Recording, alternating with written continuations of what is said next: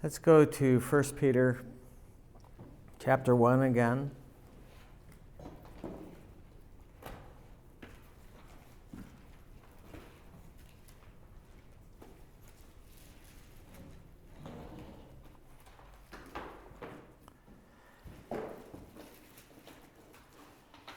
Yesterday we were reading from 1 Peter chapter 1, verses 4 to 9. Let me read it out of a paraphrase. You can follow in your Bible if you like. Listen if you can and read it at the same time. For God has reserved a priceless inheritance for his children. It is kept in heaven for you, pure and undefiled, beyond the reach of change and decay.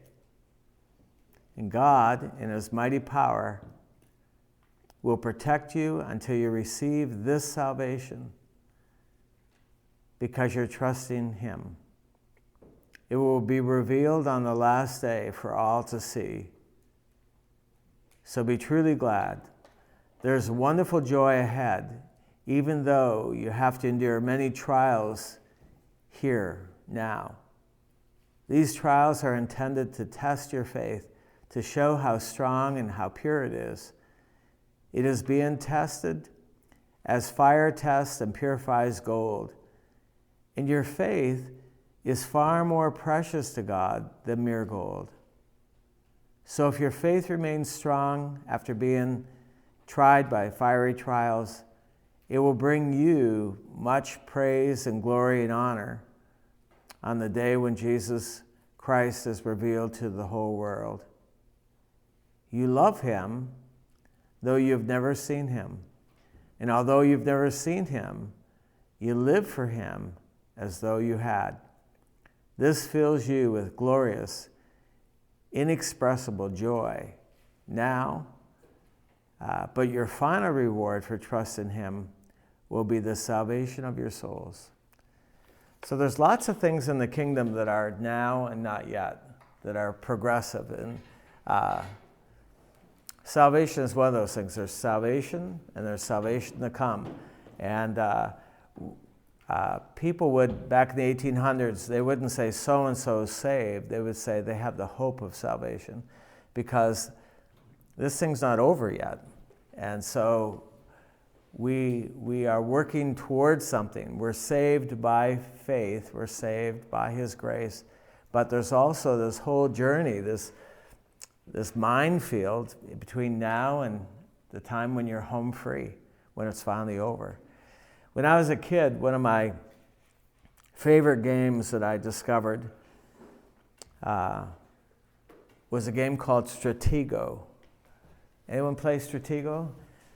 Most of the Mennonites probably have never played Stratego. It's a war game. You did. Wow. You're from a different Mennonite home. It's kind of like Capture the Flag. You ever play Capture the Flag when you were a kid? Or Red Rover, and somehow you had to get to the other side. And it's kind of like chess, a little bit like chess, has elements of chess in it. Basically, the board is set up like a minefield from the war, the Napoleonic War. And there's cannons, and there's spies, and there's miners who take out the mines. And your goal is to get to the other side and take the other person's flag. But they may have mines set out that could blow you out of the water, and there's a whole strategy to the whole thing. But in a sense, the Christian life is just like that. There's a beginning when you meet the Lord, and you first have a revelation of him, but then you got to get to the other side. And God has designed this thing. He's allowed this Stratego game to exist. Getting across the field is not easy. There are minefields. There are spies. There are people who can take you out. There are concepts. There's ideas, just an idea alone that can take you out. They're called strongholds. And so you're in this game, whether you want to be or not. And there's no way you can just sit on the curb. You're in this game. So You had an encounter where God shed light upon you. You had a revelation that God is. And then he wants you to show that he's a rewarder of those who diligently seek him, and that you get to the end. Some people are a little offended maybe when I talk about this Christian life as like a game. Paul described it as a race. He described it as an Olympian effort where you're going through to win a prize. He described it in the same kind of terms. And so I thought we would take time today to really describe this race and what's involved in it, how it works, some of the things that God has built into it. One of the things I love about the passage that we just read in 1 Peter, 1 Peter is an end-time book written for end-time Christians. They thought they were in the end times, by the way, when he wrote that. They thought the end was about to happen. And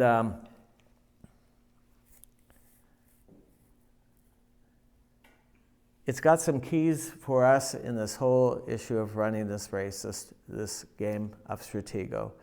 One of the things that it says that I love, it says, you've never seen him.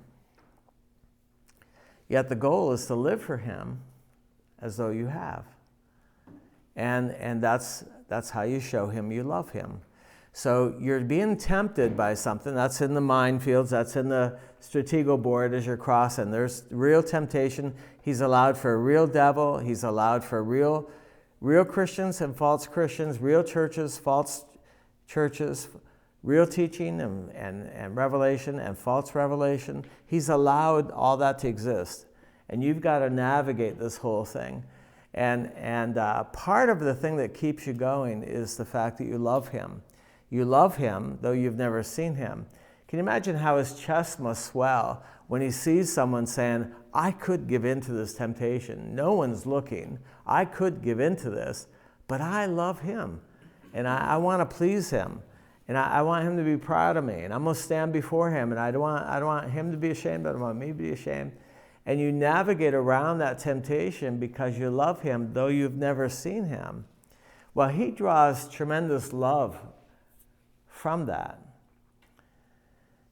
I was reading in Deuteronomy in my devotions this week about it says, love the Lord your God with all your heart. And someone else quoted it here, with all your strength, with all your mind. And Jesus quoted it a couple times. And JB just led us in a couple really sweet songs about Jesus, I love you. It hasn't anything to do with a romantic kind of love or a passionate kind of love or an emotional kind of love. When you say, I love you, Lord, and you just say it, it doesn't mean that much to him. Showing him that you love him, though you've never seen him, that means everything to him. So we're told in John, 1 John chapter 3, verse 18, to love not in word only, to love not just with your tongue, but the way you show God that you love him is by what you do. What you do when you're offended, what you do when someone does something bad to you, what you do when you get blown out of the water by a bomb, what you do when you run across false teaching and it really rattles you, how you navigate those things and how you keep going on in the race shows God that you love him. That's what he's looking for. Jesus would say things like, if you love me, keep my commandments. It wasn't an emotional kind of thing. It wasn't a nice hand-raising, passionate, boozy kind of, I love you, Lord. I don't think that means very much to him. Any more than someone constantly ripping you off and robbing you and taking advantage of you, but then turn around and say, but I love you. I mean, that wouldn't mean a whole lot to you. So the way you show God you love him is in the race. And it's what you do when you come across a false teacher. And God will allow you. You'll have false teachers come to Wellspring. They'll come to Chile. In fact, Chile is situated in such a way that all the false teachers in America eventually roll that way. And they get a lot of weird Americans going down there teaching these crazy things. And so I've met false teachers in Chile, and It just seems like where the people are so sincere and so open. You see, in Chile, a lot of the Christians are first-generation Christians or some second-generation Christians. Christianity is still, evangelicalism is still relatively new in Chile. And so because they're so sincere and so open, false teachers go there. Probably the place I've seen the most amount of false teaching has been Haiti. And the reason is the people are so childlike and so open, and there's just one false teacher after another. It's astonishing. So let's look at this whole thing concerning the race. We're looking at Stratego. And let's go to 1 Corinthians chapter 9. You're in this race whether you want to or not. It's part of it. Starting in verse 24. Do you not know that those who run in a race all run? See, you're all in it, whether you want to or not. But one receives the prize. Run in such a way that you may obtain it.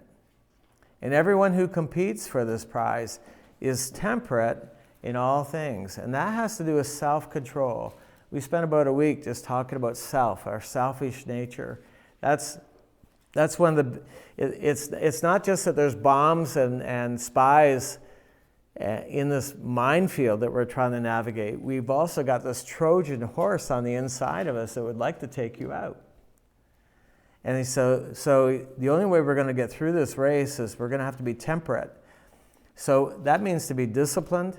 It means to have self-control. Everything we're trying to do during the 10 weeks that we have together with you has to do with this issue. You're not going to make it. You're not going to get the prize. You're not going to be able to finish this race as you ought to unless you're temperate. Unless it's a key to this whole thing. For everyone who competes for a prize, verse 25, is temperate in all things. Now they do it to obtain a perishable crown, but we for an imperishable crown. Therefore, I run thus. This is Paul saying, this is what I do. Not with uncertainty. Thus I fight, not as one who beats the air. This is real. But I discipline my body and bring it into subjection. That's a powerful line. But I discipline my body and I bring it into subjection, lest when I have preached to others, I myself should become a castaway or disqualified. He didn't think he was home free. Paul didn't think that he was home free. That, okay, I'm untouchable. I'm guaranteed heaven. I'm guaranteed a good run here. He said, no, my big issue that I'm working on is I keep my body under me. Here's the question. I asked this question before, but I'll ask it again. This is a good juncture to ask. Who's I in this verse? I keep my body under me. Who's I? Paul. No. Jesus? Well, let me, that's maybe too quick. Which part of Paul is keeping his body under him? His spirit. His spirit's in charge. I is my spirit. Someone's in charge of my body, and it's going to be me. And so the I in here is his spirit. You have to look for those. There's lots of those. But he didn't want to be disqualified. King James, I think, says, I didn't want to be a castaway. Someone once described it as having a pen that you love, but it no longer works, and so you keep it in the desk drawer. You don't have the heart to throw it out because it's been a good pen, maybe a gift, but you don't use it anymore. I don't know that that's what he's talking about. I think the risk was real. I think it was a real risk. So let's look at another one like this. 2 Timothy chapter 4.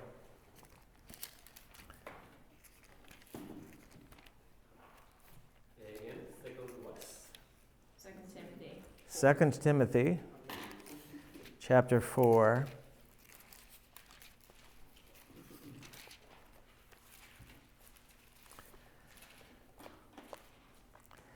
Let's look at verse 6 down to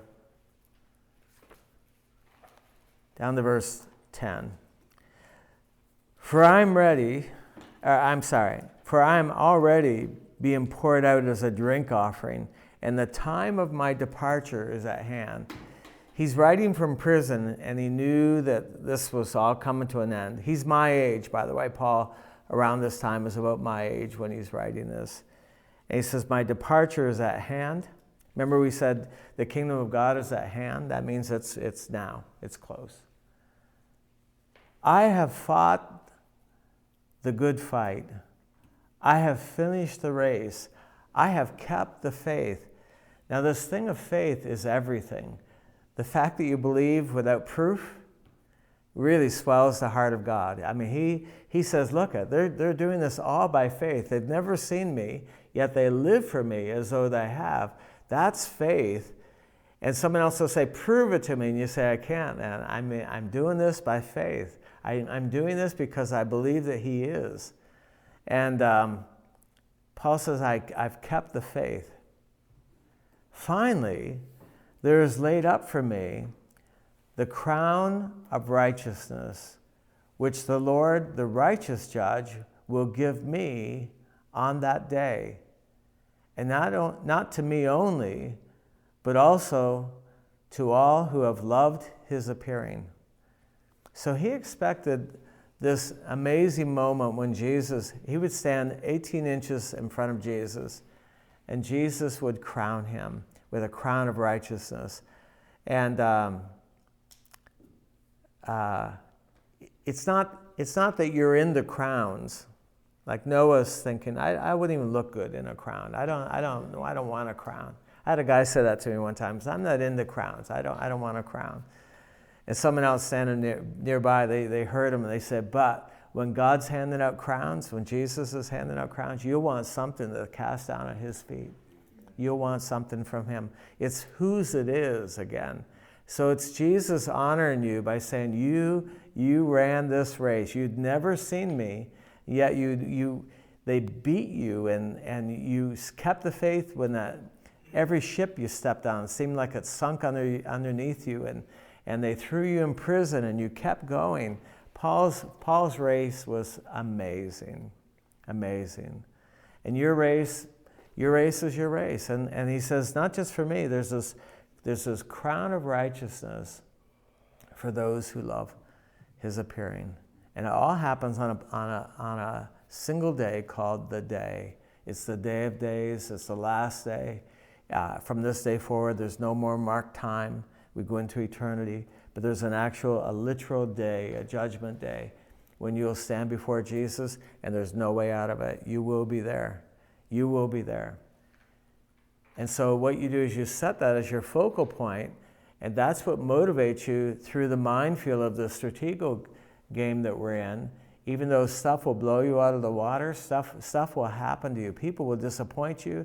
Pastors will fail you. Your best friends will forsake you. People will lie about you, who you trusted. Churches will go bad that you were in. All this stuff is a reality in the Stratego board. There's no way to get around that. There's real lions prowling to see who's wounded, who they can eat, who's isolated. They love to work on the perimeter of the game where it's dark, and they love to eat people who are living in darkness and who are isolated and separated. They're not accountable. They're not under any authority. They will eat them alive. And it's all part of the Stratego, and God allows it. He's allowed all of these elements. He could have had this whole thing. He could have had this whole thing where he showed you that he is, and then you live for him forever. But he didn't want to do that. What he did here is so masterful. He says, look, what I'm going to do is I'm going to populate this world with people, and I'm going to show them through nature, and I'm going to show them through witnesses and people who believe me and my word, and I'm going to show them that I am, but they have to believe. They have to choose. Not only that, they have to live like they believe it. And what I'm going to do is I'm going to call out all those who really, truly believe in me, though they've never seen me, and I'm going to collect those people to live with me in a new city forever and ever and ever and ever. So he's not after just people. He wants those who want him. And they've shown him that they want him by choices. But you have to have opposition. You have to have an alternative. You have to be able to be tempted to have your love drained away in another direction, to put your love into some other God, even if that God is yourself, or God is some desire, or some false God. There has to be some kind of tension here where you could go an alternative way. You could give yourself to something else, but you say, no, I believe God is, and I believe there's a life yet to come, and I want him to be proud of me now and forever. And so I'm pulling out of all of that. I could give in to that, but I say no to it because I love him, and his chest swells. And he says, they do love me. He calls over an angel. Look at this gal. Look at the way she's running. Bombs are going off, and she is running, and she's coming to me, though she's never seen me.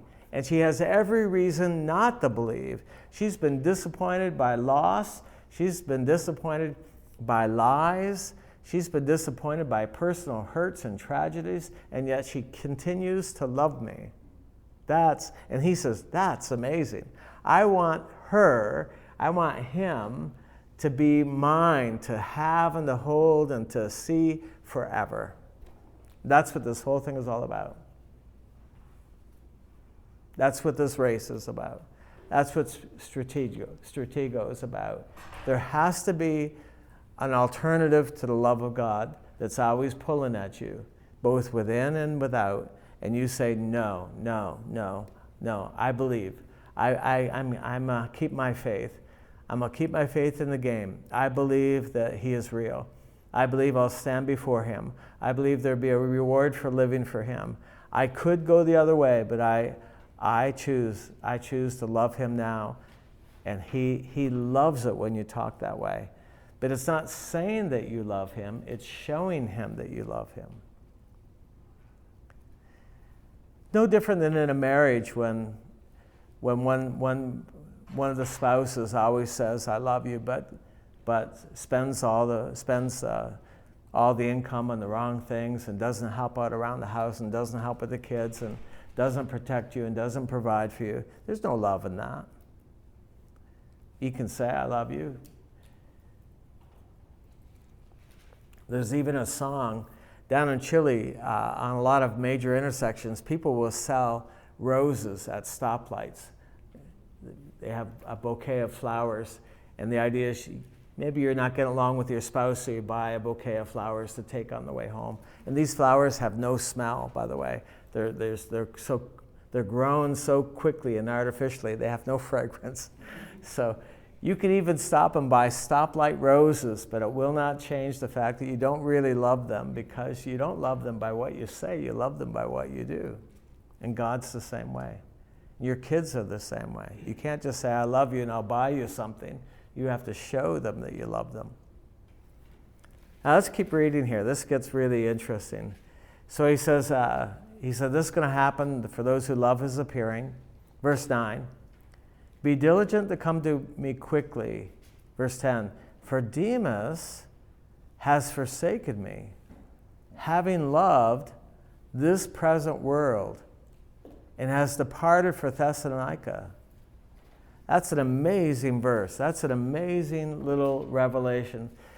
Here, this guy Demas, if you do a word study on him, Demas greets you. Demas and I are traveling together. Demas is a travel partner with Paul. They're friends. They're in ministry together. Paul's casting out demons, healing the sick, preaching the gospel, and Demas is on the team. And he says, Demas salutes you. Demas greets you. Demas is with me. Then he writes to Timothy, just the heaviest line you can imagine. Demas has forsaken me. He's no longer on the team. He's no longer in the race. Having loved this present world. Like Demas, we don't know what Demas did. It doesn't say if it was a woman. It doesn't say if it was a business opportunity. It doesn't say whether he was tired of eating out of tin cans and being beaten in prisons, and so he's got a nice resort, and he's eating high on the hog. He's eating the best. It doesn't say what tripped him up from running the race, but Demas is no longer running by faith. It's one of the saddest lines in the Bible. Now, can you imagine with me for a minute? Just picture with me. Picture the judgment day. And there's like the congregation of the righteous are all congregated here.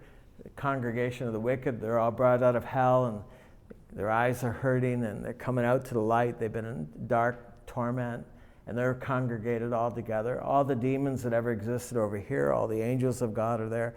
Everybody who's ever been created, conceived, is in that room. Everybody, all one room. And the focal point of everything is a throne. A very simple throne with Jesus sitting on it. And God has given him the authority to be the judge of the living and the dead. And you'll be there. This is not a story. You will be there. You'll be in this moment. And names will be being called out. David! And David will come down. And when David comes down, his whole life, as it really was, will be revealed. You'll see it as it really was. You'll see him knock Goliath out. You'll see him fight the lion and the bear. You'll see all of that. You'll be amazed. It'll be better than any movie you've ever seen. But it's the real story. It's what really happened. And they'll say, Paul. And everyone wants to see Paul. And everyone's heard of Paul. And they're craning to see Paul. And this little figure walks all the way down and stands in front of Jesus. And Jesus glows. He just beams. And there's just this love between them that has come about in these incredible trials and hardships. And no matter what the enemy threw at Paul, or no matter what happened, he just kept going. He just kept going. And he was true to the gospel and true to his commission and true to his calling. And there's this moment where Jesus just unloads on him incredible treasures and rewards, and it declares his name before the Father and introduces him to the Father. And for the first time, Paul gets to see Father God for the first time. And you can imagine the joy, and everyone's feeling it, and everyone's wiping their face, they're crying, because it's an amazing, amazing moment. And then you hear this voice that says, Demas! And Demas doesn't want to go to the front, but he has to. Everybody has to. And all of a sudden, this man makes his way down. And he stands in front of Jesus. And you see his life. You see him being born again, and baptized in water, and baptized in spirit, and baptized in fire. And you see all the preparation for ministry and everything that he went through, and all the difficulties he overcame from his childhood, and all the relationship stuff. And Demas goes in, and he's in the ministry, and he meets up with Paul, and Paul takes him in under his wing and loves him up one side and down the other, and they travel together, they're in ministry together. And then there's this moment where Demas goes off. He loved this present world, but he loved it with action, with not just words. He loved it with behavior. He loved it with choices. He loved it with what he did. Can you imagine this moment? And Jesus is looking quizzical, and he's perplexed, and he says, What were you lacking? What did you need? What didn't I give you? Did you not have the Holy Spirit? Did you not have a team? Did you not have a church praying for you? Did you not have the power of the Holy Spirit, the gifts of the Spirit? What did you need? Did I not assign angels to accompany you? Was there not a cloud of witnesses that went on before you? What were you lacking? Did I not love you? Did you not know me, know my presence? What is it that you were missing? And Demas will say something like this. He'll say,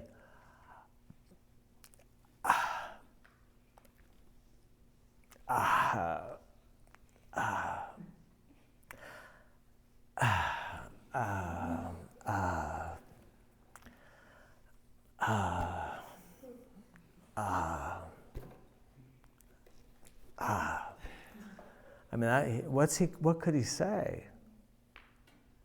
I just didn't believe. I thought I was home free. This actually will happen. What an amazing story. You're in this race, and you will experience everything that we're talking about. It's real. Now in Galatians chapter 5, verses 7 to 10, so you have to go back a bit to Galatians, between Corinthians and Ephesians. Galatians, Paul's writing to spirit-filled, born-again, first-century Christians. And he says, verse 7, he says, you ran well. You ran well. You started great. I was there when you began your race. You ran well. Who hindered you from obeying the truth? This persuasion does not come from him who calls you, but a little leaven leavens the whole lump. I have confidence in you in the Lord that you'll have no other mind, but he who troubles you shall bear his judgment, whoever he is. So somebody got into this church at Galatia, which wasn't, by the way, one congregation. It was a big geographic area. It's like Ohio, like there are more than one churches. But this guy got in, and he asked them later on. He says, "Who bewitched you? Who bewitched you?" So false teaching came into the Stratego board, and it's in your board, and there's no way to get away from it. When I was a brand new Christian, I started running, and everything was going fine, and then I ran into false teachers and false prophets, and it blew me away. It really shocked me and I couldn't believe that no one else could see it the way I was seeing it. But when I finally got my heart back in my chest and settled down, and it was such an awful experience, I went over it with the Lord, and I realized that he could have prevented that from happening, but he didn't. It was like he wanted me to experience the whole board, all the stuff. And so I had Christians who forsook me. I had Christians who betrayed me. I had Christians who were my friends and then spoke against me behind my back, and churches that failed, and all of the stuff. And I realized it's all part of Stratego. It's an essential part of it. There's no one. He's not going to spare you, because he's looking to see if you'll have faith in him regardless what happens, and whether you'll love him regardless what happens. That's what this race is all about. That's what this whole life is. This whole life exists as a test to see whether you'll choose him and whether you'll love him or not. And like when you go to the farm and you're going to pick out a puppy, and you get down, you kneel down beside the box of puppies. The puppy you choose every time will be the puppy that makes the most effort to choose you. The puppy that wants you, the puppy that just keeps climbing all over you and loving you and nuzzling in, you'll say, well, I'm going to take this puppy. And they say, why? They're all alike. Why would you take, well, this one seems to want me. And God's the same. He just wants those who want him. But it has to be in contrast to options of loving something else, of loving money, loving sex, loving yourself, loving people, loving something else. That's when your love shines the brightest, is when there's something else competing for your affection, your loyalty, your heart. These Christians started off well. See, here's the thing. Let me just lay this right out. Starting the race well is one thing. Finishing the race well is another thing. The biggest pressure on my soul these days, as at my age and my stage of life, where I'm at right now, isn't that I began this race as a wholehearted, devoted disciple. It's whether I can do that now, at the end of my life, at the last period of my life. Now is the pressure is greater than it's ever been, because it's not starting, it's finishing. And these people had a good start, but they didn't. They're at risk, and Paul's writing this letter to help them pull out of the risk and remind them. In fact, he starts off chapter 1 of Galatians, he writes his testimony. He's not some old guy like me telling them, hey, I'm going to tell you my testimony because it's cool and you'll like it and this will help us connect.